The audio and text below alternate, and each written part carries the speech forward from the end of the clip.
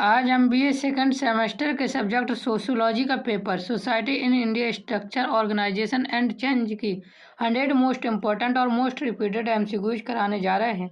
ये वीडियो मुख्य रूप से छत्रपति शिवाजी महाराज यूनिवर्सिटी कानपुर के लिए स्टूडेंट के लिए है, जिसका पेपर 15 अप्रैल को लगा हुआ है।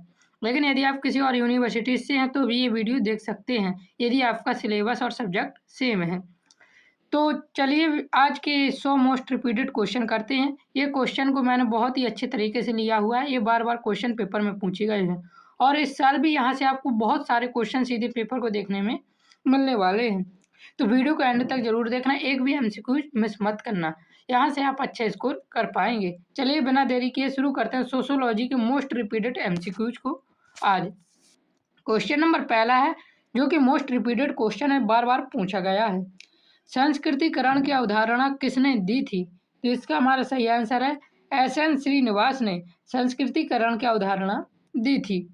और सबसे ज़्यादा क्वेश्चन जो रिपीटेड होते हैं वह पुस्तक के लेखक के नाम से रिपीटेड होते हैं। उनके भी मैंने बहुत सारे रिपीटेड क्वेश्चन लिए हुए हैं। तो पहले दूसरा क्वेश्चन दिया हुआ है, होमो इरेक्टस पुस्तक के लेखक कौन है? तो इसका हमारा सही आंसर हो जाएगा, इसके लेखक हैं लुई डुमोंट। ये पुस्तक बहुत बार पूछी गई है पेपर में, सारी ही पुस्तक बार बार रिपीटेड होती हैं। उनके लेखक और कौन सी पुस्तक है ये, तो एक भी पुस्तक के नाम बिना छोड़े मत जाना। क्वेश्चन नंबर 30 है, कास्ट क्लास एंड पावर पुस्तक के लेखक कौन है? तो इसका सही आंसर हो जाएगा आंद्रे बेताई। आंद्रे बेताई ने भारतीय समाज में वर्ग और शक्ति का विश्लेषण किया था, जिस पुस्तक का नाम रखा था caste class and power. Question number 4 है, कास्ट इन इंडिया पॉलिटिक्स पुस्तक के लेखक कौन है? तो इसका सही आंसर हो जाएगा Rajni Kothari. Caste in Indian politics पुस्तक के लेखक हैं। क्वेश्चन नंबर 5 है, caste and race in India पुस्तक के लेखक कौन है? तो इसके पुस्तक के लेखक है जी.एस. घुरिये। ये वेरी और मोस्ट रिपीटेड एमसीक्यूज है, पेपर में हर साल ये आता ही है। तो caste and race in India पुस्तक के लेखक हैं जी.एस. घुरिये। इन्होंने जाति और नस्ल के संबंधों का अध्ययन किया था और अपनी पुस्तक लिखी थी। क्वेश्चन नंबर 6 है, जाति बंद वर्ग है, यह कथन किसका है? तो यह है मजूमदार एवं मदन का। उन्होंने जाति एक बंद वर्ग है कहा था। ये क्वेश्चन भी बहुत रिपीटेड होता है। क्वेश्चन नंबर 7 है हमारा, भूमि ने जाति को और मशीनों ने वर्गों को जन्म दिया है, यह कथन किसका है? तो यह कथन है कार्ल मार्क्स था। मार्क्स ने वर्ग व्यवस्था को उत्पादन के साधनों से जोड़ा था। क्वेश्चन नंबर 8 दिया हुआ है, 2011 की जनगणना के अनुसार भारत की ग्रामीण जनसंख्या प्रतिशत कितना है? तो इसका सही आंसर हो जाएगा 68.84%। 2011 की जनगणना के अनुसार लगभग 68.84% जनसंख्या ग्रामीण है। क्वेश्चन नंबर 9 दिया हुआ है, रिपीटेड क्वेश्चन ये भी है, 2011 के अनुसार महिलाओं की साक्षरता दर कितनी है? तो इसका सही आंसर हो जाएगा 65.46%। यह 2011 की आधिकारिक महिला साक्षरता दर है, याद रखना। क्वेश्चन नंबर 10 वेरी इंपॉर्टेंट और वेरी रिपीटेड क्वेश्चन है, हिंदू उत्तराधिकारी अधिनियम कब पारित हुआ? इसका हमारा सही आंसर हो जाएगा 1956 में। यह अधिनियम संपत्ति के अधिकार से संबंधित था। क्वेश्चन नंबर 11 है, विशेष विवाह अधिनियम किससे संबंधित है? तो इसका सही आंसर हो जाएगा अंतरजातीय विवाह से संबंधित है। विशेष विवाह अधिनियम विभिन्न धर्म या जाति के विवाह को मान्यता देता है। क्वेश्चन नंबर 12 है, इंपॉर्टेंट क्वेश्चन है, माल्थस के अनुसार जनसंख्या वृद्धि का क्रम क्या है? तो इसका सही आंसर है ज्यामितीय। माल्थस के अनुसार जनसंख्या वृद्धि ज्यामितीय वृद्धि से बढ़ती, जैसे पहले 2 थी तो फिर 4 होगी, फिर 8 होगी, फिर 16, इस प्रकार से जनसंख्या बढ़ती है। ये माल्थस ने कहा था और रिपीटेड क्वेश्चन है, बार बार पेपर में पूछा गया, इस साल भी आने का 100% चांस है। क्वेश्चन नंबर 13 दिया हुआ है, ऐसे ऑन पॉपुलेशन पुस्तक किसने लिखी? तो इसका सही आंसर हो जाएगा माल्थस ने। यह प्रसिद्ध पुस्तक जनसंख्या सिद्धांत पर आधारित है, याद रखना। पुस्तक को एक भी छोड़ मत देना गलती से भी। क्वेश्चन नंबर 14 दिया हुआ है, वर्ग किस पर निर्भर करता है? तो वर्ग अर्जित स्थिति पर निर्भर करता है। वर्ग अर्जित स्थिति पर आधारित होता है, आप जैसे अपनी स्थिति बनाएंगे उसी वर्ग में चले जाएंगे। क्वेश्चन नंबर 15 दिया हुआ है, वर्ण व्यवस्था का आधार क्या है? तो इसका सही आंसर हो जाएगा वर्ण व्यवस्था कार्यात्मक के आधार पर बनी थी, अर्थात कार्य और कर्म के आधार पर वर्ण व्यवस्था बनी थी। क्वेश्चन नंबर 16 है, रिपीटेड क्वेश्चन, बार बार ये पेपर में आया हुआ है। धर्म आध्यात्मिक शक्ति में विश्वास है, यह कथन किसका है? तो सही आंसर हो जाएगा टायलर का। टायलर ने धर्म को आध्यात्मिक शक्ति में विश्वास बताया है। क्वेश्चन नंबर 17 दिया हुआ है, द गोल्डन वफ के लेखक कौन है? तो इसका सही आंसर हो जाएगा फ्रेजर। फ्रेजर ने धर्म और जादू पर यह पुस्तक लिखी थी, the golden Waqf. Question number 18 दिया हुआ है, the rules of sociology method किसकी पुस्तक है? तो ये बहुत इंपॉर्टेंट क्वेश्चन है, बार बार ये पुस्तक पूछी गई है। तो ये दुर्खिम की पुस्तक है, यह समाजशास्त्र की सबसे महत्वपूर्ण पुस्तकों में से एक है। क्वेश्चन नंबर 19 है, the social theory and social structure पुस्तक किसने लिखी है? तो रॉबर्ट मर्टन ने लिखी थी। इसमें सामाजिक संरचना और सिद्धांत पर कार्य दिए गए हैं। क्वेश्चन नंबर 20 है, वेरी वेरी इंपॉर्टेंट क्वेश्चन, अंतर्राष्ट्रीय महिला दिवस कब मनाया जाता है? तो इसका हमारा सही आंसर हो जाएगा 8 मार्च को। हर साल 8 मार्च को अंतर्राष्ट्रीय महिला दिवस मनाया जाता है। क्वेश्चन नंबर 21, ब्रह्म समाज की स्थापना किसने की? रिपीटेड क्वेश्चन है ये भी। तो ब्रह्म समाज की स्थापना राजा राम मोहन राय ने 1828 में की थी। याद रखना कब की थी? 1828 में की थी। किसने की थी? राजा राम मोहन राय ने की थी। क्वेश्चन नंबर 22 रिपीटेड क्वेश्चन है ये, ऑल इंडिया मुस्लिम लीग की स्थापना कब हुई? तो इसका सही आंसर हो जाएगा 1906 में मुस्लिम लीग की स्थापना ढाका में हुई थी। कहाँ हुई थी? तो याद रखना ढाका में हुई थी। बहुत इंपॉर्टेंट रिपीटेड है क्वेश्चन। और क्वेश्चन नंबर 23 दिया हुआ है, संविधान की 8वीं अनुसूची में भाषाएं कितनी हैं? तो इसका सही आंसर हो जाएगा 22, सबको ही पता होगा। क्वेश्चन नंबर 24 दिया हुआ है, 1976 में प्रस्तावना में कौन सा शब्द जोड़ा गया? तो 1976 में प्रस्तावना में अखंडता शब्द जोड़ा गया। ये कौन सा संशोधन हुआ था? तो 42वें संशोधन में जोड़ा गया था। याद रखना रिपीटेड क्वेश्चन है। क्वेश्चन नंबर 25, अनुसूचित जाति शब्द कब प्रयोग हुआ? तो इसका सही आंसर है 1935 में।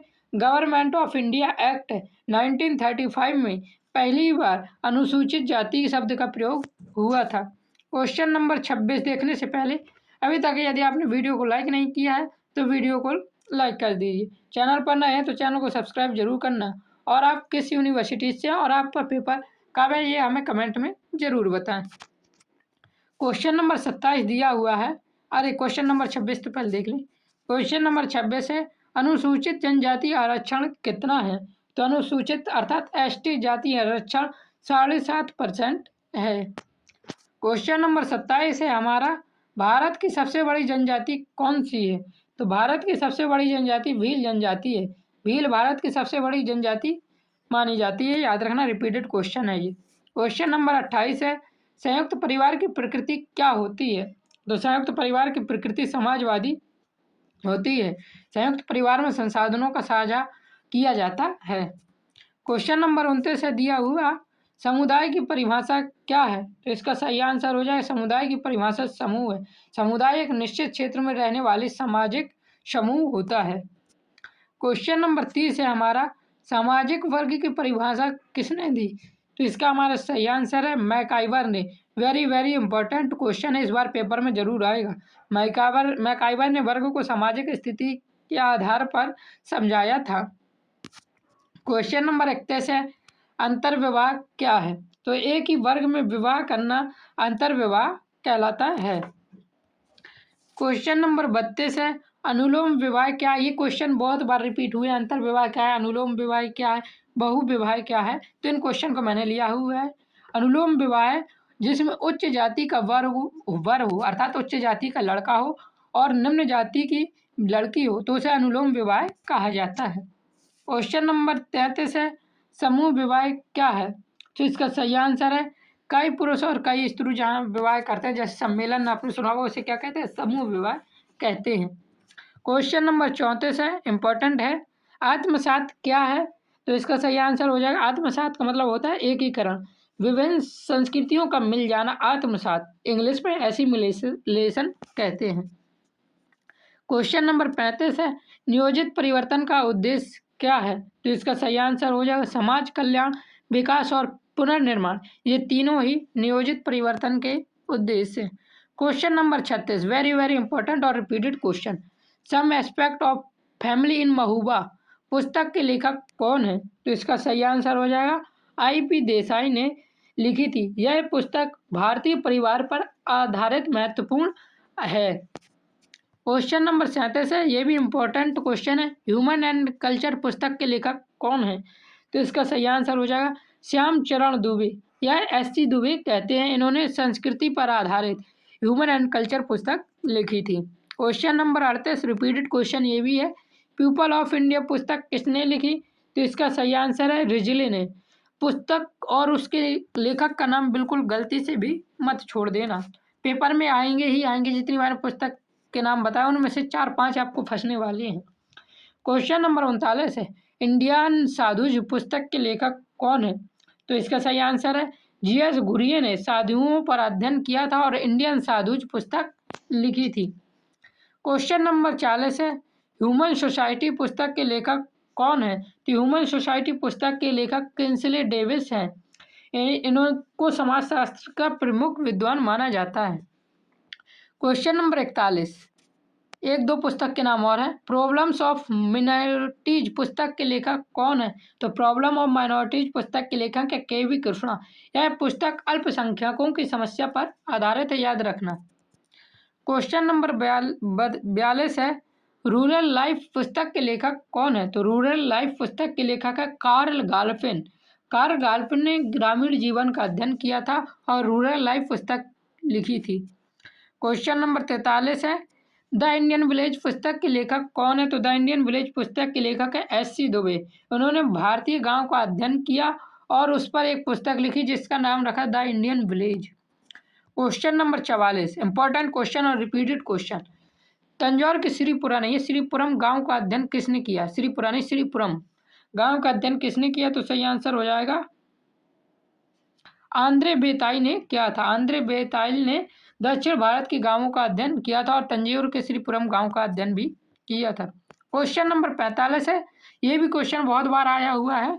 उत्तर प्रदेश के किशनगढ़ गांव का अध्ययन किसने किया? तो इसका सही आंसर हो जाएगा मैक मैरियट ने। मैक मैरियट ने उत्तर प्रदेश के किशनगढ़ गांव का अध्ययन किया था। क्वेश्चन नंबर 46 देखिए दिया हुआ है, S.C. दुबे ने गांव के वर्गीकरण के कितने आधार बताए? तो इसका हमारा सही आंसर हो जाएगा 7 आधार बताए हैं। दुबे ने गांव के वर्गीकरण के 7 आधार बताए थे। Question number 47 very important question है। ये रिपीटेड क्वेश्चन है और पेपर में कई बार आया है, इस बार भी आ सकता है। नगर ऐसी संस्था है जहां अधिकांश लोग कृषि के अतिरिक्त कार्य करते हैं। यह किसकी परिभाषा है? तो इसका सही आंसर हो जाएगा मैकाइवर की। मैकाइवर ने नगर को गैर कृषि कार्य से जोड़ा है। क्वेश्चन नंबर 48 है, ग्राम नगर शब्द का प्रयोग किसने किया? तो इसका सही आंसर हो जाएगा पैट्रिक गैडेस ने। पैट्रिक गैडेस ने ग्राम नगर शब्द का प्रयोग किया है। क्वेश्चन नंबर 49 देखिए दिया हुआ है, गांव को जीवन विधि किसने कहा है? तो इसका हमारा सही आंसर है रेडफील्ड ने गांव को जीवन शैली बताया है। क्वेश्चन नंबर 50 है हमारा, निम्न में से कौन सी नगर की विशेषता नहीं है? तो संयुक्त परिवार नगर की विशेषता नहीं है, यह गांव की विशेषता है। मैंने इस प्रकार आपको 50 रिपीटेड और मोस्ट इंपॉर्टेंट क्वेश्चन करवा दिए हैं। अभी 50 और बचे हैं। उन्हें करने से पहले वीडियो को लाइक करना। आप किस यूनिवर्सिटी से अभी तक कमेंट नहीं किया है तो कमेंट में ज़रूर बताएं। चैनल पर नया है तो सब्सक्राइब भी कर लेना। और भी सब्जेक्ट की वीडियो आपको हमारे टेलीग्राम चैनल पर मिल जाएंगी, प्लेलिस्ट पे जाकर देख सकते हैं। क्वेश्चन नंबर 51 देखिए, नियोजित परिवर्तन के उद्देश्य क्या हैं? तो नियोजित परिवर्तन के उद्देश्य समाज कल्याण, व्यक्तित्व विकास और पुनर्निर्माण। ये नियोजित परिवर्तन के तीनों उद्देश्य हैं। क्वेश्चन नंबर 52 दिया हुआ है, राष्ट्रीय एकीकरण को प्रभावित करने वाले कारक कौन से हैं? तो जातिवाद, सांप्रदायिकता और नक्सलवाद ये राष्ट्रीय एकीकरण को प्रभावित करते हैं और राष्ट्रीय एकीकरण को तोड़ने का प्रयास करते हैं। क्वेश्चन नंबर 53 है, जनजातियों को आत्मसात करने का सुझाव किसने दिया? तो इसका सही आंसर है घुरिये ने। G.S. घुरिये ने जनजातियों को आत्मसात करने का सुझाव दिया और यह क्वेश्चन रिपीटेड हुआ। क्वेश्चन नंबर 54 है हमारा, जनजातियों के लिए राष्ट्रीय उपवन का सुझाव किसने दिया? तो जनजातियों के लिए राष्ट्रीय उपवन का सुझाव एल्विन ने दिया था। क्वेश्चन नंबर 55 है हमारा, पुनः जनजातीयकरण का अर्थ क्या है? तो पुनः जनजातीयकरण का अपनी संस्कृति में वापस लौटना पुनः जनजातीयकरण कहलाता है। क्वेश्चन नंबर 56, ये क्वेश्चन आएगा ही आएगा, 100% इस क्वेश्चन को आपके पेपर में आना है और हर बार आता है, हर यूनिवर्सिटीज के पेपर में आता है। स्थानांतरित कृषि क्या है? तो स्थानांतरित कृषि झूम की खेती है। शिफ्टिंग इंग्लिश में क्या कहते हैं? शिफ्टिंग कल्टिवेशन बोलते हैं, अर्थात स्थानांतरित कृषि। तो झूम की खेती को स्थानांतरित कृषि कहते हैं। क्वेश्चन नंबर 57 है, वर्ग में क्या पाया जाता है? तो वर्ग में असमानता पाई जाती है। क्वेश्चन नंबर 58 है, वर्ग समूह किसका होता है? तो वर्ग समूह अर्जित स्थिति पर आधारित होता है। क्वेश्चन नंबर 59 देखिए दिया हुआ है, विवाह का प्रकार जिसमें उच्च वर्ग होता है उसे क्या कहते हैं? अभी मैंने आपको ऊपर बताया भी था, ऐसा ही क्वेश्चन था। तो अनुलोम विवाह में वर उच्च जाति का होता है और मतलब कि पुरुष उच्च जाति का और महिला निम्न जाति की होती है, किसमें? अनुलोम विवाह में। क्वेश्चन नंबर 60 है, बहिर्विवाह क्या है? तो इसका हमारा सही आंसर हो जाएगा बहिर्विवाह, जो बाहर के समूह के अपने समूह से बाहर विवाह किया जाता है उसे बहिर्विवाह कहा जाता है। क्वेश्चन नंबर 61 है, पैतृक परिवार का कथन किसका है? तो इसका सही आंसर है H.S. मैन। रिपीटेड क्वेश्चन है, H.S. मैन ने पैतृक परिवार को महत्व दिया था। Question number 62, very very important और रिपीटेड क्वेश्चन, सती प्रथा निरोधक अधिनियम कब बना? तो इसका सही आंसर 1829 में बना। और किसने बनाया था? तो लॉर्ड बेंटिन के समय यह अधिनियम बना था।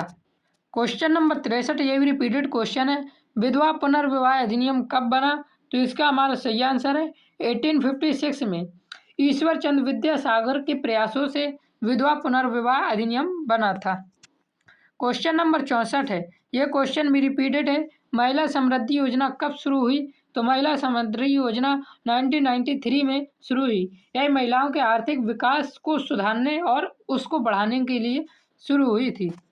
क्वेश्चन नंबर 65, रिपीटेड क्वेश्चन, बार बार ये भी पूछा गया है, अन्नपूर्णा योजना कब शुरू हुई? तो अन्नपूर्णा योजना 2000 में शुरू हुई थी, 2000 ईस्वी में। यह गरीब वृद्धों को खाद्य पान उपलब्ध कराने के लिए शुरू हुई थी। क्वेश्चन नंबर 66 है, दलितों की सर्वाधिक जनसंख्या किस राज्य में? ये क्वेश्चन भी हर साल आता है और इस साल भी आने की इसके 100% चांस है। तो याद रखना, दलितों की सर्वाधिक जनसंख्या उत्तर प्रदेश में है। क्वेश्चन नंबर 67, ये भी क्वेश्चन बार बार पूछा गया है, काका कालेलकर आयोग ने कितनी जातियों को पिछड़ा माना है? तो इसका हमारा सही आंसर हो जाएगा 2399 जातियों को काका कालेलकर ने पिछड़ा ही जाति घोषित किया है। क्वेश्चन नंबर 68 है, ये भी रिपीटेड क्वेश्चन है, भारत में ईसाइयों का प्रतिशत कितना है? तो इसका सही आंसर हो जाएगा 2.32%। यह 2011 की जनगणना के अनुसार है, याद रखना। क्वेश्चन नंबर 69, आश्रम व्यवस्था में कितने आश्रम है? तो आश्रम व्यवस्था में 4 आश्रम है, ब्रह्मचर्य, गृहस्थ, वानप्रस्थ, संन्यास। 1 से 25 वर्ष तक ब्रह्मचर्य, 26 से 50 वर्ष तक गृहस्थ और 51 से 75 वर्ष तक वानप्रस्थ है और 76 से 100 की आयु तक संन्यास है। क्वेश्चन नंबर 70 दिया हुआ है, प्रमुख संस्कारों की संख्या कितनी है? तो हिंदू धर्म में 16 संस्कार माने जाते हैं और सबसे अच्छा संस्कार 16वां संस्कार होता है, जिसे हम अंतिम संस्कार के नाम से जानते हैं। क्वेश्चन नंबर 71 है, आदिकालीन भारत में भग्न पुरुष किसे कहा गया है? तो इसका सही आंसर है दलितों को भग्न पुरुष के नाम से संबोधित किया जाता है। क्वेश्चन नंबर 72 है, निम्न में से कौन प्रजाति है? तो ब्राह्मण एक जाति है, क्षत्रिय जाति है, वैश्य जाति है, लेकिन नेग्रोटा एक प्रजाति है। क्वेश्चन नंबर 73 देखिए दिया हुआ है, ब्रह्म समाज की स्थापना कब हुई? रिपीटेड क्वेश्चन, मैंने आपको बताया भी था। तो ब्रह्म समाज की स्थापना 1828 में हुई थी। किसने की थी? तो राजा राम मोहन राय ने की थी। क्वेश्चन नंबर 74 है, पूर्व वैदिक काल का ज्ञान किससे मिलता है? तो पूर्व वैदिक काल का ज्ञान सबसे पुराने ग्रंथ ऋग्वेद, प्राचीन ग्रंथ जिसे माना गया है ऋग्वेद से मिलता है। क्वेश्चन नंबर 75 है, भारतीय समाज के अध्ययन हेतु द्वंद्वात्मक इतिहास उपागम किसने दिया? Repeated question, very very important question है, तो कार्ल मार्क्स ने दिया था।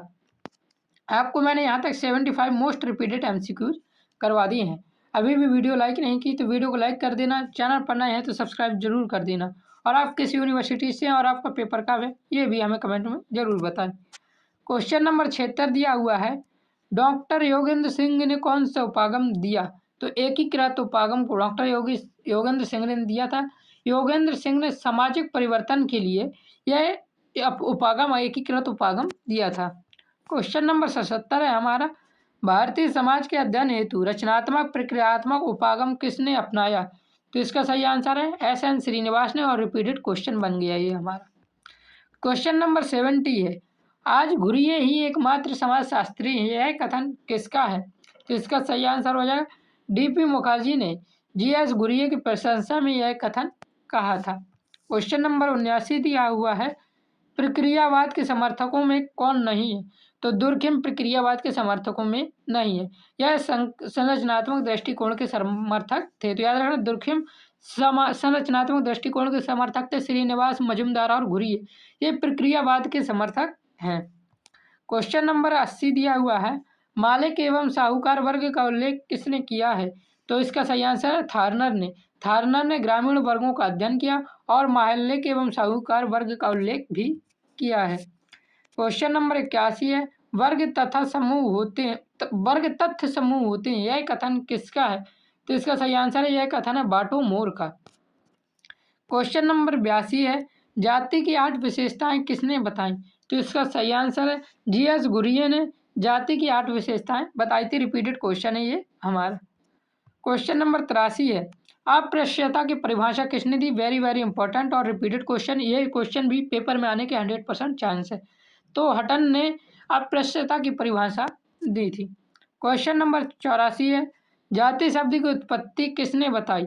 तो ग्रोसिया डी आर्टो ने कास्ट शब्द की उत्पत्ति बताई। और कास्ट शब्द कहाँ से लिया गया था? तो याद रखना, पूछा जाता है पुर्तगाली से लिया गया था। और किस शब्द से लिया गया था? तो कास्टा शब्द से कास्ट शब्द लिया गया था। ये क्वेश्चन रिपीट होते हैं, इसलिए मैंने आपको बता दिया। क्वेश्चन नंबर 85, ये क्वेश्चन भी बार बार पूछा गया है, जनजातियों को पिछड़े हिंदू किसने कहा है? तो जनजाति को पिछड़े हिंदू GS घुरिये ने कहा है। याद रखना, ये क्वेश्चन बहुत रिपीटेड है। क्वेश्चन नंबर 86 है, जनजातियों की समस्या के समाधान हेतु विद्यालय का सुझाव किसने दिया? तो इसका सही आंसर हो जाएगा मजुमदार ने। मजुमदार ने शिक्षा पर जोर दिया और जनजातियों के समाधान हेतु विद्यालय का सुझाव दिया था। क्वेश्चन नंबर 87 है, वनों में आग लगाकर खेती को क्या कहते हैं? स्थानांतरित खेती कहते हैं वनों में आग लगाकर। क्वेश्चन नंबर 88 है, नगर की परिभाषा किसने दी? तो नगर की परिभाषा दी थी मैकाइवर ने। किसने दी थी? मैकाइवर ने दी थी। क्वेश्चन नंबर 89 है, कस्बा किस जनसंख्या को कहते हैं? अर्थात किस रेंज की जनसंख्या को कस्बा कहा जाता है? तो 5000 से 10,000 के बीच जो जनसंख्या होती है उसे कस्बा कहा जाता है। क्वेश्चन नंबर 90 है, रिपीटेड क्वेश्चन बार बार पूछा गया है ये क्वेश्चन भी, गांव का स्वरूप कैसा है? तो गांव का स्वरूप वास्तविक या मूर्त है, याद रखना। क्वेश्चन नंबर 91 है, हिंदू जीवन में ऋण कितने हैं? तो हिंदू जीवन में 3 ऋण बताए जाते हैं, देव ऋण, पितृ ऋण और ऋषि ऋण। रिपीटेड क्वेश्चन है ये भी। क्वेश्चन नंबर 92 है, हिंदू जीवन के ऋण कौन कौन से हैं?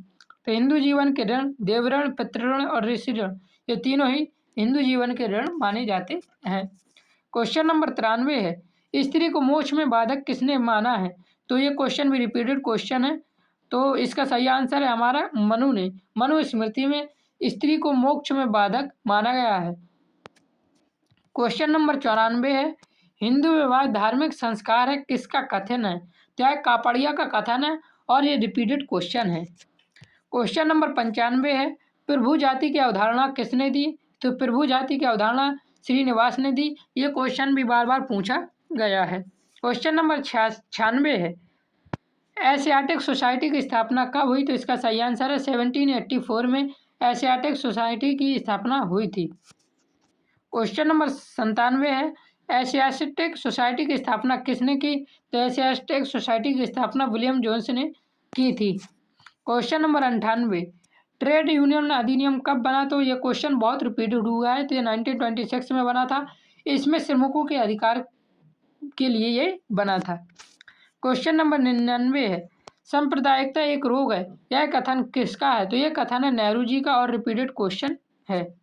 क्वेश्चन नंबर 100 है, भारत का सबसे प्राचीन धर्म कौन सा है? तो हिंदू धर्म विश्व के सबसे प्राचीन धर्मों में माना जाता है और यह भारत का सबसे प्राचीन धर्म है। इस प्रकार मैंने आपके 100 मोस्ट रिपीटेड एमसीक्यूज करवाए हैं। ये क्वेश्चन यहाँ से आपको पेपर में बहुत ज़्यादा देखने को मिलने वाले हैं, इसलिए वीडियो को एक बार पेपर देने जाने से पहले ज़रूर देख लेना 2x की स्पीड में। चैनल पर नए हैं तो चैनल को सब्सक्राइब जरूर करना। जय हिंद, जय भारत, राधे राधे।